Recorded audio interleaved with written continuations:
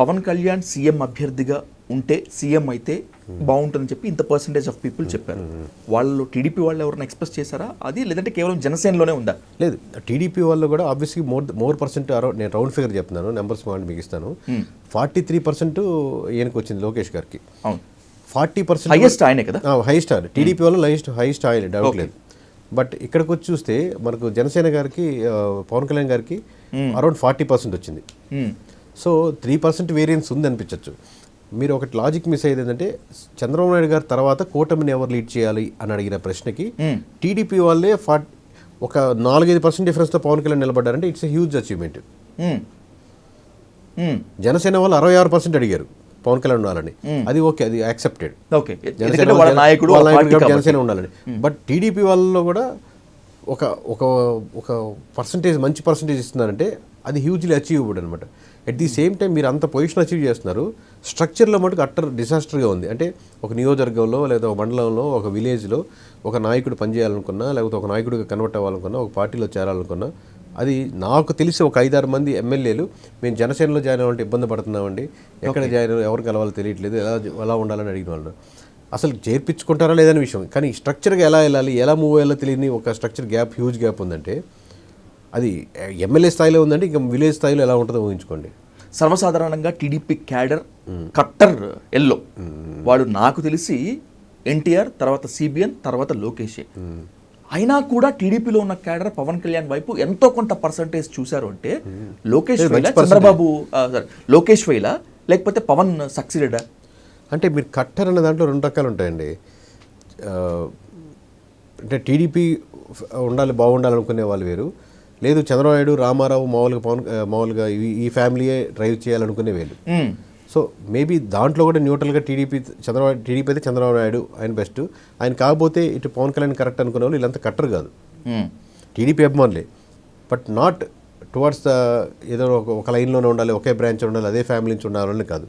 But CBN తర్వాత అయితే పవన్ కళ్యాణ్ అయితే బెస్ట్ అనుకునే పొజిషన్ కూడా ఉన్నారు. ఉన్నటువంటి 175 నియోజకవర్గాల్లో ఎక్కువగా టీడీపీకే ఉన్నాయి.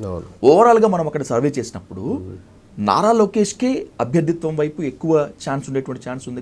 మీ దాంట్లో రిఫ్లెక్ట్ కూడా 100%. బహుశా అదే నారా లోకేష్కి ఉన్నటువంటి బెనిఫిట్ ఏమో మిగతా వాళ్ళందరికీ చెప్పలేకపోయారు అనుకోవచ్చు కదా.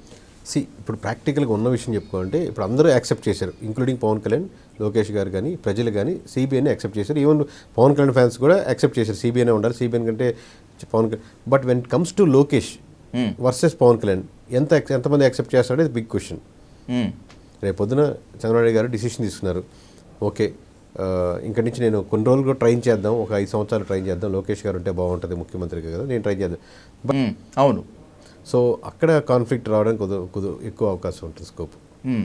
అక్కడ లెట్స్ అజ్యూమ్ పవన్ కళ్యాణ్ గారు యాక్సెప్ట్ చేశారనుకోండి, 21 సీట్లకి యాక్సెప్ట్ చేసినట్టు పవన్ కళ్యాణ్ యాక్సెప్ట్ చేసిన గ్రౌండ్లోంచి అంత మద్దతు అయితే దొరకదు, అంతేనా?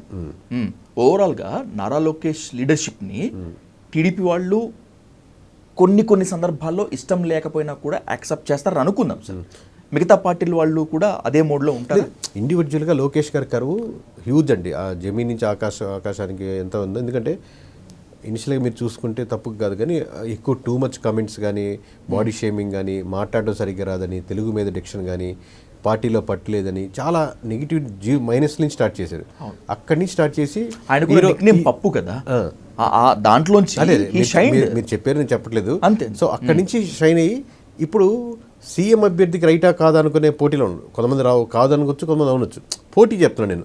ఇప్పుడు 1-2 పొజిషన్ పోటీకి యాక్సెప్టబుల్, నాట్ యాక్సెప్టబుల్ అనే దగ్గరికి వచ్చారు చూడండి. It's a more achievement. 100% అది అందరూ అంటే ఈ స్టేజ్ అంతా దాటేశారు. 91 మార్కులు 90 కింద వస్తాయా అనే డెవలప్మెంట్ డిబేట్ జరుగుతుంది. ఆల్రెడీ అచీవ్ చేసేసి ఆ పొజిషన్కి వచ్చారు. మీరు ఒకసారి ఇప్పుడు వేరే వాళ్ళు అంటారు కదా, ఇప్పుడు ఆ డిస్కషన్లో ఎవరిని చెప్పండి, పవన్ కళ్యాణ్ లోకేష్ కాకుండా ఇంకెవరు కూటమిలో ఆ పోటీకి ఎవరు కనపట్టలేదు కదా, లేరు. సో ఆ డిస్కషన్కి వచ్చి డిబేట్ జరుగుతుందంటే ఈజ్ 100% అచీవ్డ్. అది ఏ పార్ట్లో ఏ పొజిషన్లో ఆ పొజిషన్ తీసుకుంటారు, ఏ స్ట్రాటజికల్గా స్టెప్ తీసుకొని అందరిని కన్విన్స్ చేసుకోగలుగుతారు అనేది లోకేష్ గారి లేదా టీడీపీ కానీ జాగ్రత్తగా తీసుకోవాల్సిన నిర్ణయం. బట్ జాగ్రత్తగా తీసుకోకుండా ఓన్లీ అన్ప్లాన్డ్గా తీసుకుంటే మటుకు huge replications from the both sides జరిగేదానికి స్కోప్ ఎక్కువ ఉంటుంది.